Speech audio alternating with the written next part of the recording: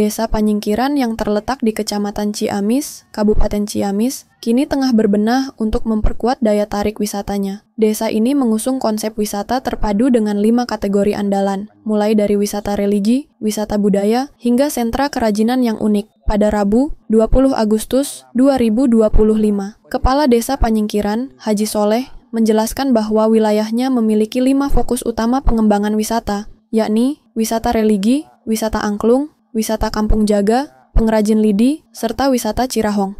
Ia menambahkan, pihak desa berharap agar pengembangan ini terus berlanjut demi menarik lebih banyak pengunjung. Di sektor kuliner, Panyingkiran menyajikan berbagai produk khas, mulai dari jamu beras kencur, olahan pepaya, rengginang, hingga aneka keripik. Meski begitu, wisata religi masih menjadi daya tarik utama bagi masyarakat. Haji Soleh menyampaikan bahwa wisata religi memiliki nilai paling menonjol. Karena di desa tersebut terdapat makam keramat Syekh yang kerap dikunjungi peziarah dari Tasikmalaya, Ciamis, bahkan luar daerah. Ia juga berharap agar pembangunan wisata religi bisa dipercepat dengan dukungan dari pemerintah kabupaten, provinsi, hingga pusat, mengingat keterbatasan dana desa yang ada. Dengan Bapak siapa? Selamat siang, saya Kepala Desa Panyingkiran, Haji Soleh. Pak, barusan dalam rangka apa ada konvoy? Dalam rangka penilaian wisata yang ada di Desa Panyingkiran. Yang pertama wisata religi, yang kedua wisata angklung, yang ketiga wisata kampung jaga, yang kelima pengrajin lidi, yang keempat itu wisata religi, yang kelima yang terakhir itu wisata Cirahong. Itu yang diharapkan oleh saya untuk ke depan pembangunan wisata-wisata yang ada di Desa Panyingkiran.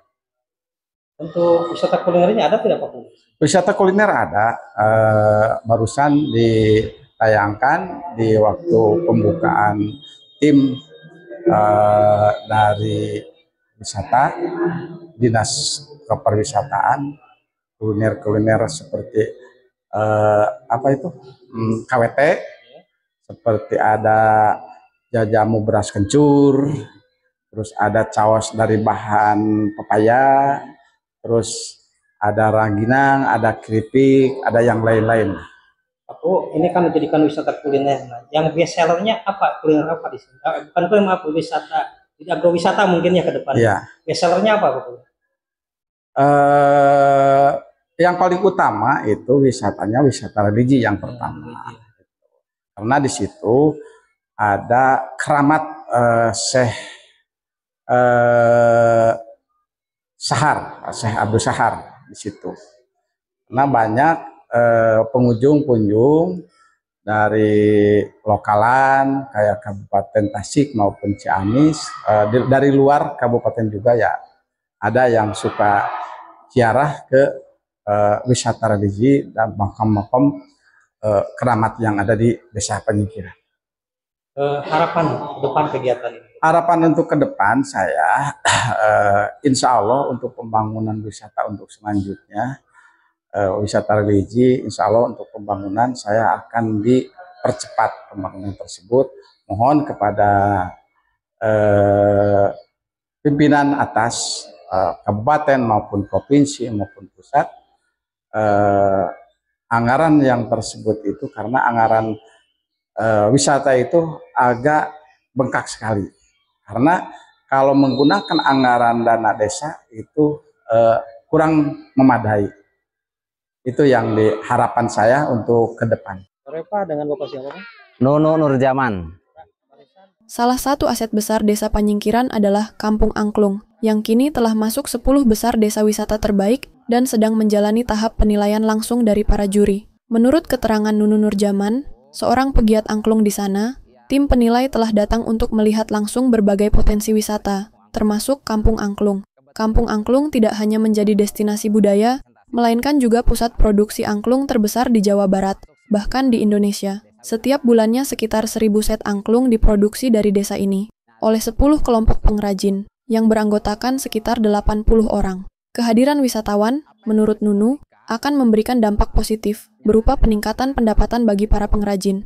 Dengan kombinasi potensi wisata religi dan budaya yang kuat, Desa Panyingkiran optimis mampu menjelma sebagai destinasi unggulan di Kabupaten Ciamis pada masa mendatang. Pak, dengan Bapak siapa, Pak? Nunu Nurjaman. Pak, barusan ini dinobatkan Kampung Angklung seperti apa, Pak? Boleh diterangkan? Ini barusan itu pelaksanaan kegiatan desa wisata.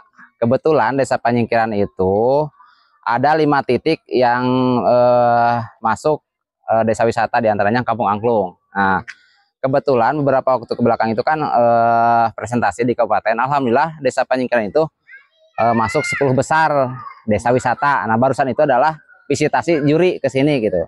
Nah, dalam visitasi tersebut apa